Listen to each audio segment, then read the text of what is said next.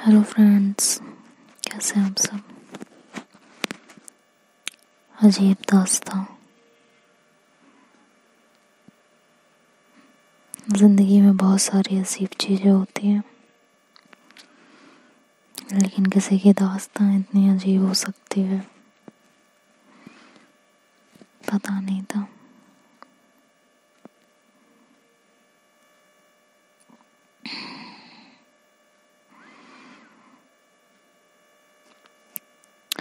तो आते हैं स्टोरी की तरफ। अजीब दास्तां के लास्ट पार्ट में आप लोगों ने सुना था कि अनायशा अक्ष को अंदर रूम में लॉक करके बाहर पानी के लिए जाती हैं। वहाँ जाके देखते हैं कि श्रुति अपने डैड से चिल्ला चिल्ला के बोल रही होती है कि आप लोगों ने ऐसा कैसे कर दिया, कैसे, मुझसे पूछा तक नहीं। आप लोगों को हक किसने दिया था मेरी ज़िंदगी का इतना बड़ा फैसला लेने का। तभी अक्ष की मॉम पीछे से खड़ी होती हैं और कहती हैं, श्रुति मेरी बात सुनो। श्रुति पीछे मुड़ती और कहती है, मॉम आपसे ये उम्मीद नहीं थी, आपने मुझे हर चीज़ के लिए रोका, मुझसे प्रॉमिस लिया, मैंने हर चीज़ के लिए हाँ कह दी, लेकिन मुझे ये नहीं पता था कि आप इस तरीके से शादी कराओगे। सीरियसली नहीं पता था मॉम। अगर 1% भी पता होता ना तो मैं अक्ष को एंगेजमेंट से पहले ही सब कुछ बता चुकी होती। ये उनके साथ धोखा है। वो सबसे लड़ती है तो सब लोग बोलते हैं कि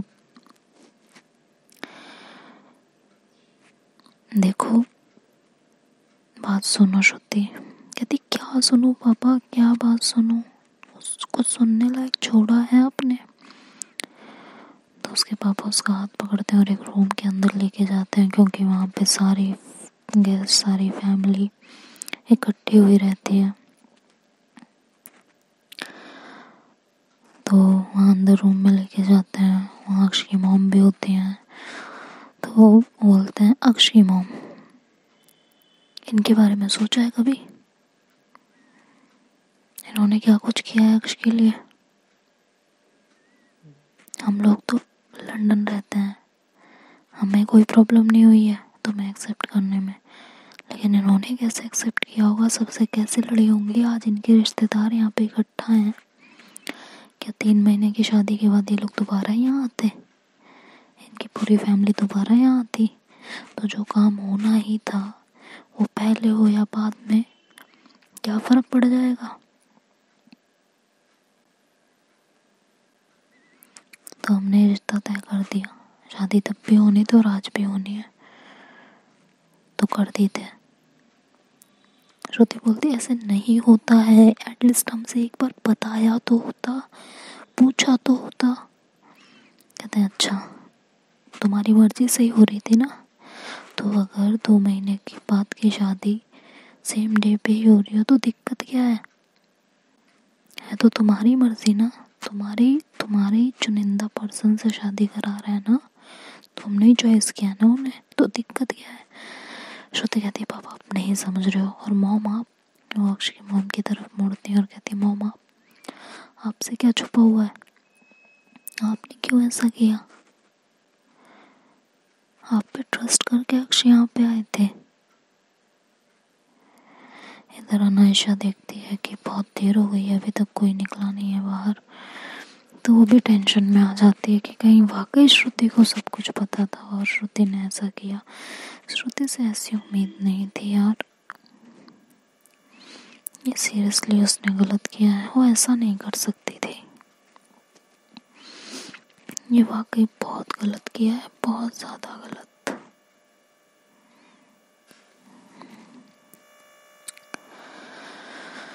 इधर श्रुति सबसे लड़ती है और कहती है, मैं जा रही हूँ अक्ष से बात करने, वो मुझ पे ज़िंदगी में ट्रस्ट नहीं करेंगे, उन्हें यही लग रहा होगा कि ये सब मेरा किया धरा है और मुझे इसके बारे में कुछ पता ही नहीं है। अक्ष की मॉम बोलती है, बेटा उसे मैं अरे नहीं मॉम, आप बहुत संभाल चुकी हैं, अब मुझे संभालने दीजिए। हो गया। वो बाहर आती है और अक्ष के तरफ जाने लगती है, तभी अनायशा उसका हाथ पकड़ती है और कहती है, क्या है, कहाँ जा रही हो? और ये सब करते हुए तुम्हें शर्म नहीं आई? श्रुति कहती है, भाभी मुझे सीरियसली नहीं पता था, इस बारे में कुछ भी नहीं पता था। सना से पूछ लीजिए, मुझे कुछ नहीं पता था। ये तो मुझे अब पता चल रहा है कि फैमिली वालों ने मिलकर डिस्कस कर लिया है, और जो शादी 2 महीने बाद की थी उन्होंने आज ये दिन ही रख दी है। मुझे सीरियसली नहीं पता था इस बारे में कुछ भी। अगर मुझे 1% भी पता होता ना तो मैं ये कभी नहीं होने देती, कभी भी नहीं। तो अनायशा कहती है, मुझे नहीं है ट्रस्ट। कहती है, भाभी कैसे ट्रस्ट दिलाऊं बताओ? जैसे आपको वैसे ट्रस्ट दिलाती हूँ, अपने मॉम डैड की कसम खा के कह रही हूँ। नहीं पता था मुझे, अक्ष की कसम, अपने प्यार की कसम, अपनी मोहब्बत की कसम, मुझे नहीं पता था। जब अनायशा श्रुति को सबकी कसम खाते हुए देखती है तो फिर वो भी चुप हो जाती हैं। उन्हें भी लग जाता है कि शायद अक्ष को कुछ नहीं पता था, मतलब श्रुति को कुछ नहीं पता था, और श्रुति को जगह जगह इस बात की सफाई देनी पड़ रही थी, जगह जगह। सबकी उंगलियां उसकी तरफ उठी हुई थी, खासकर अक्ष की।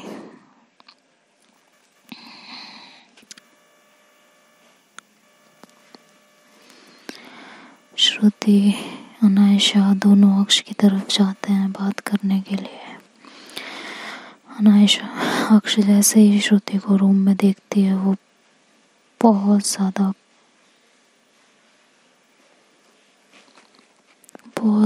इरिटेट हो जाती है, बहुत ही ज़्यादा। अनायशा बोलती हैं कि अक्ष 5 मिनट श्रुति की बात सुन लो। अक्ष कहती है, मुझे इसकी कोई बात नहीं सुननी है, कोई भी बात।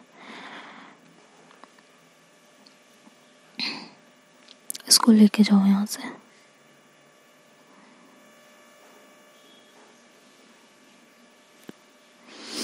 और वो श्रुति को बाहर कर देती हैं और रूम अंदर से लॉक कर देती हैं। अनायशा बाहर से रूम बहुत देर तक नॉक करती रहती हैं। फिर वो श्रुति से कहती हैं, 2 मिनट यहाँ शांत खड़े रहो, 2 मिनट रुक जाओ, देखते हैं। अभी थोड़ा दिमाग शांत होने दो, जो हो रहा है उनके साथ ही गलत हो रहा है। इस तरह बिना बताए वो पहले ही रेडी नहीं थे, और अब थोड़ा उनकी भी कंडीशन समझने की कोशिश करो। श्रुति कहती है, आई अंडरस्टैंड। इधर अक्ष तुरंत उसे जब कुछ नहीं समझ में आ रहा होता तो फ़ोन उठाती है और समिता को कॉल कर देती है। इधर समिता अपने घर में सबके साथ खाना खा रही होती हैं, तभी देखती हैं कि उनके फ़ोन पे अक्ष की कॉल आ रही होती है।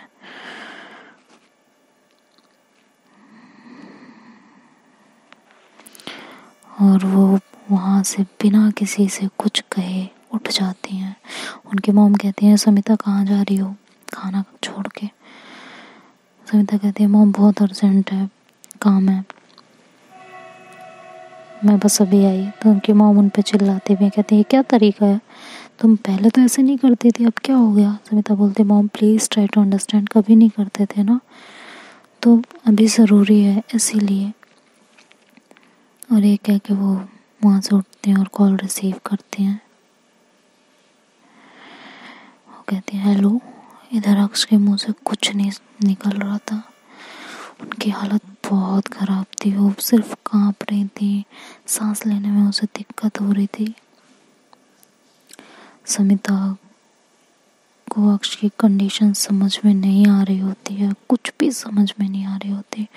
बस अक्ष इतना कहते हैं, क्या हो गया, सब ठीक है ना, पहले काम हो जाओ, क्या हुआ, डर लग रहा है। क्या बात हो गई बताओ, क्यों इतना परेशान हो, क्या हुआ बताओ, बोलोगे कुछ?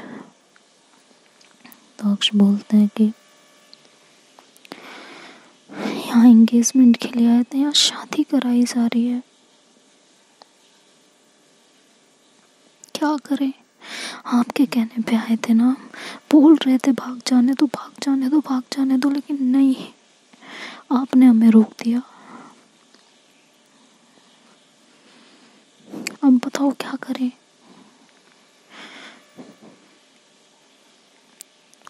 समिता मन में, उस समय समिता के मन में ऐसा चल रहा होता है कि ऐसा लग रहा होता है कि जैसे सब कुछ रुक गया है, और वो मन में सोचती है ये क्या कर दिया सबने, ऐसे कैसे अचानक से शादी की अनाउंसमेंट हो सकती है। अब तक तो अक्ष को मैं ये समझा रही थी कि एंगेजमेंट के बाद टाइम रहेगा शादी में, तब तक एक दूसरे को समझ लेना, चीज़ें क्लियर हो जाएंगी। लेकिन अब जो ये अक्ष बता रहे हैं, इसे सुनने के बाद तो मुझे भी कुछ नहीं समझ में आ रहा कि मैं क्या बोलूं, क्या करूं। वाकई इन्हें मैंने ही रोका था, और समिता के मुंह से सिर्फ अक्ष के लिए इतना निकलता है कि आई एम सॉरी अक्ष। अक्ष बोलती है आप क्यों सॉरी बोल रहे हो अब? तो कहती है मैंने ही आपको रोका था, शादी से भाग जाने के लिए मैंने ही रोका था। कहती है आप कोई गलती नहीं है, सारी और सारी गलती सिर्फ और सिर्फ श्रुति की है और किसी की नहीं है। श्रुति को सब पता था, सब पता था। ये बात सुन के समिता को और ज़्यादा गुस्सा आता है, और वो कहती हैं कि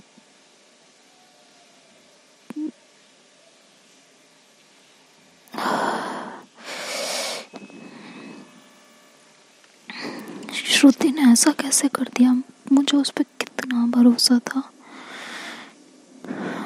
अक्ष कहती है कि आप भी, आपको उस पर भरोसा है?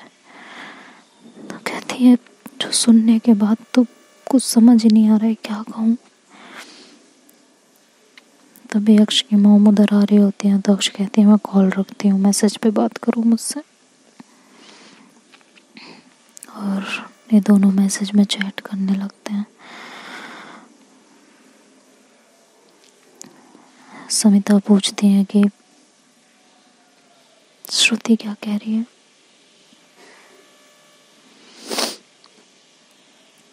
तभी वहाँ श्रुति दोबारा अंदर आती है। डोर बहुत देर तक बजाने के बाद अक्स इरिटेट होकर डोर ओपन कर देते हैं, तो श्रुति अंदर आती है और अनायशा बाहर ही रहती हैं। एक मैसेज अक्ष का जाता है कि वेट। समिता इधर वेट करने लगती हैं टेंशन में। उन्हें भी कुछ नहीं समझ में आ रहा होता कि ये चल क्या रहा है, ये हो क्या रहा है, ऐसे सडन, ऐसे कैसे शादी। श्रुति आती है अक्ष के सामने और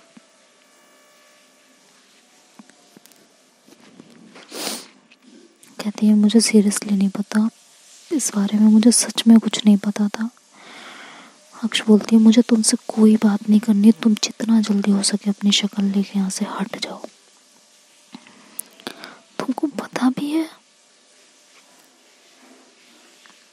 ये सब क्या, कैसे कर कैसे सकती हो तुम ये सब?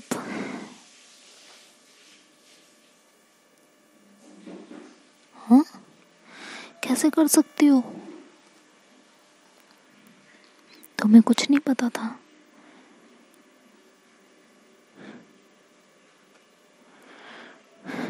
यहाँ की डेकोरेशन सब कुछ तुमने किया था ना, फिर तुम्हें कैसे कुछ नहीं पता था? और अक्ष पैनिक होने लगती है।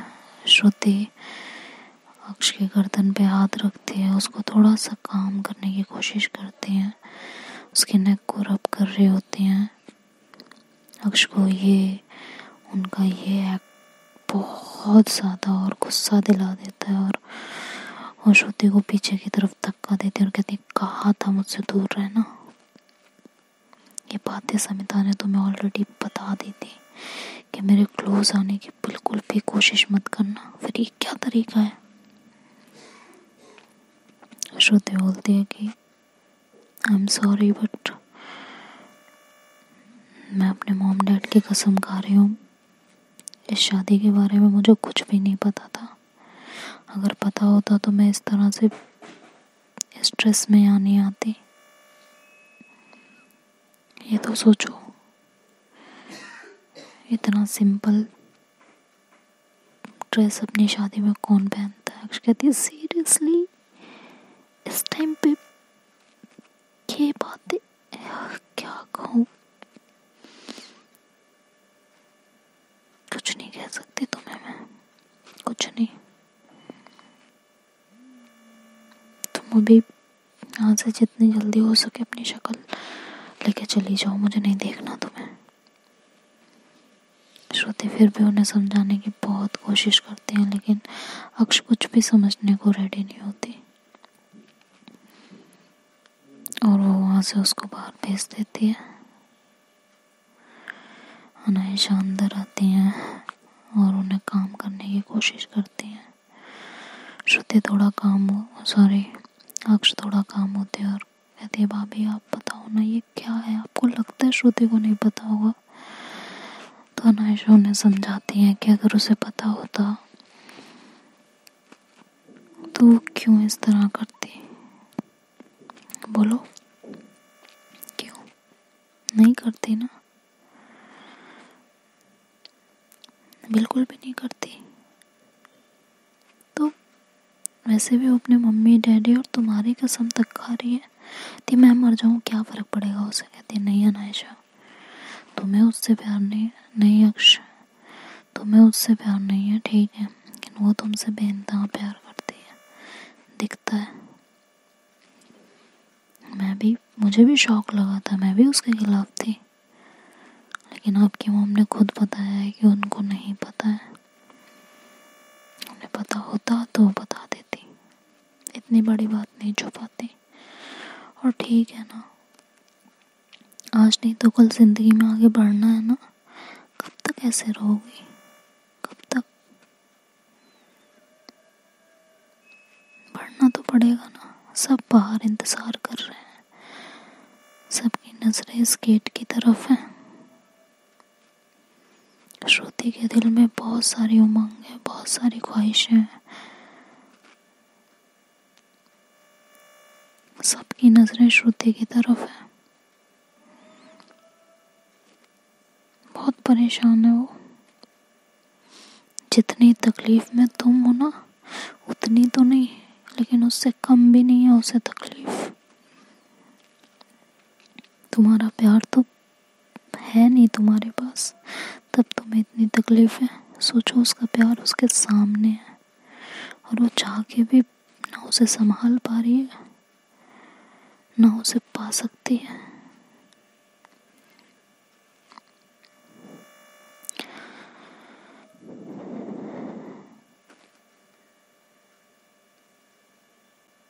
ये कह के अनायशा चुप हो जाती है और कहती है, 1 घंटे का टाइम है तुम्हारे पास, सोच लो, समझ लो अच्छे से और जवाब दे दो। श्रुति दोबारा अंदर आती है और सिर्फ एक बात कहती है कि आप अच्छे से समझ लीजिए, सोच लीजिए, अगर आपको ये शादी नहीं करनी है आप मना कर दीजिए। मैं आपसे प्रॉमिस कर रही हूँ, कोई आपको फोर्स नहीं करेगा इस शादी के लिए, कोई जोर जबरदस्ती नहीं होगी आपके साथ। मैं आपसे प्रॉमिस करती हूँ इस बात का। ये कह के श्रुति बाहर चली जाती है और समिता को मैसेज करती है कि मैं बाहर हूँ, आप इनसे बात कर लीजिए मैसेज में। अनायशा भाभी रूम में।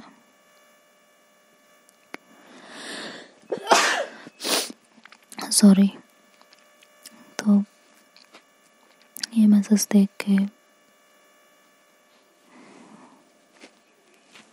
समिता को कुछ नहीं समझ में आ रहा होता। वो अभी भी उसी उधेड़ बुन में लगी हुई होती है कि सब क्या चल रहा है। तभी अक्ष का दोबारा मैसेज जाता है और अक्ष कहते हैं कि क्या करूं बताओ।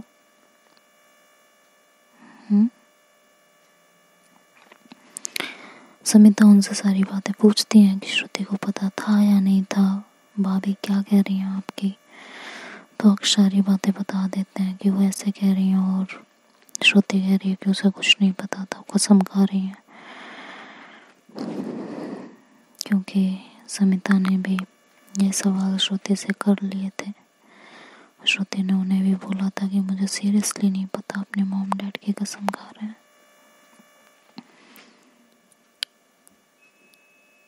और ये सब सुनने के बाद समिता की भी कंडीशन कुछ ज़्यादा अच्छी नहीं थी। तभी अक्ष उनको बोलते हैं कि आप जो बोलोगी वही करेंगे, सोच समझ के बताओ। मुझे सबने 1 घंटे का टाइम दिया है और वो 1 घंटा इन दोनों की बातचीत में एक दूसरे को समझने में निकल रहा होता है।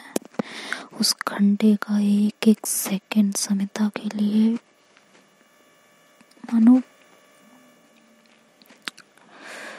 किसी ने अपनी जिंदगी की पूरी भागदौड़ उसके हाथ में दे दी हो।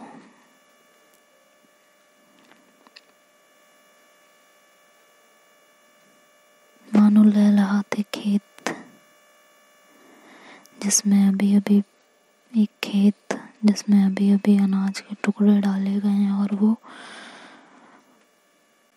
उसको उपजाने की तैयारी में हो और किसी इंसान को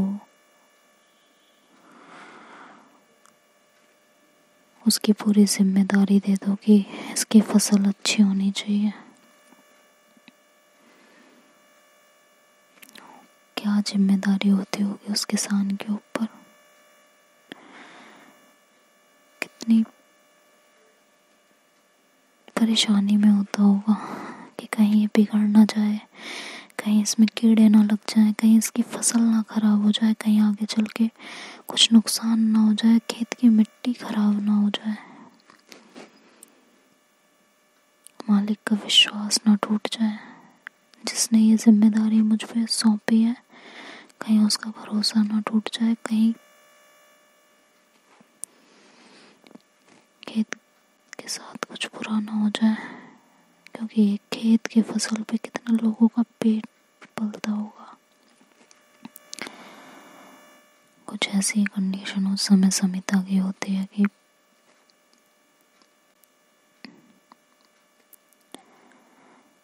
किसी ने रेगिस्तान में पानी की उम्मीद कर ली हो।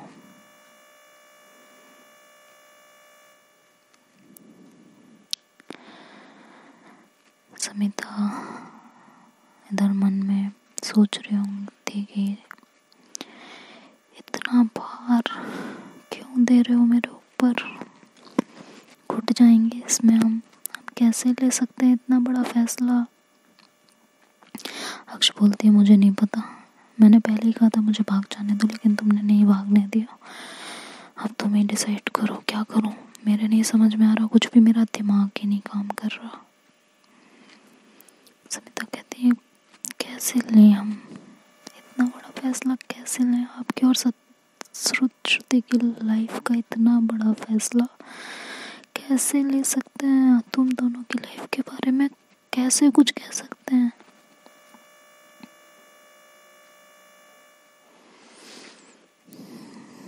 तभी समिता मन में कहती है कि लेकिन इनकी जो हालत है, जो भी वहाँ चल रहा है, क्या करूँ कुछ समझ नहीं आ रहा। तभी समिता की एक आदत होती है कि जब भी उन्हें कुछ समझ में नहीं आ रहा होता तो उनके पास हमेशा एक कॉइन रहता है और वो उसे टॉस करती हैं। जो सही होगा ऊपर वाला उनको वही रास्ता दिखाएगा। और आज अक्ष के सवाल पे, जब अक्ष को कुछ नहीं पता था, अक्ष के माइंड ने काम करना ही बंद कर दिया था। उन्होंने अपनी सारी जिंदगी की रिस्पॉन्सिबिलिटी समिता के ऊपर डाल दी थी। समिता के ऊपर उन्हें सबसे ज़्यादा भरोसा था उस टाइम पे। उन्हें ये लग रहा था कि समिता से ज़्यादा सही फैसला उनके लिए इस समय कोई नहीं कर सकता, क्योंकि सब सिर्फ अपने अपनी सोच रहे हैं। मेरे दिल का हाल कोई नहीं जान रहा इनके अलावा। अक्ष को पूरा भरोसा था समिता के ऊपर कि ये कभी ऐसा फैसला नहीं करेंगे जो मेरे लिए खराब होगा। और समिता बहुत मजबूर थी। उन्होंने वही कॉइन लिया, अपनी मुट्ठी में बांधा और आसमान की तरफ देख के सिर्फ इतना कहा कि अगर अब अपनी ज़िंदगी में अब तक मैंने एक भी नेकी की है, एक भी अच्छाई की है, एक भी ज़रूरतमंद की हेल्प की है, या किसी एक का भी अच्छा किया है,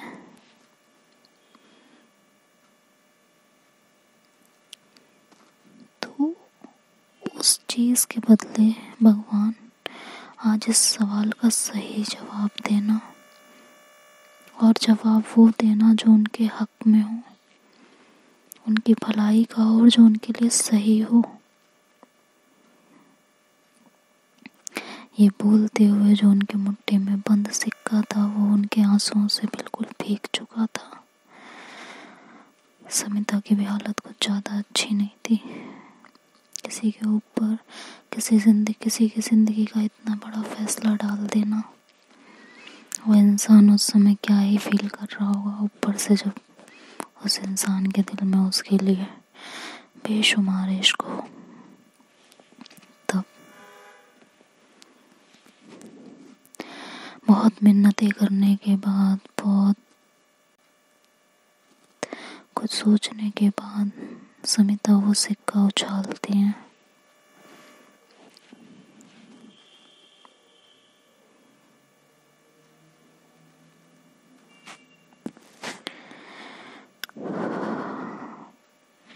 जब वो सिक्का उछलता है और ज़मीन पे गिरता है तो 2 मिनट के लिए सब कुछ रुक जाता है। इधर अक्ष की धड़कनें बढ़ी हुई होती हैं, वो जवाब का इंतज़ार कर रही होती है। बाहर सब बेचैन होते हैं, सबकी आंखें सिर्फ और सिर्फ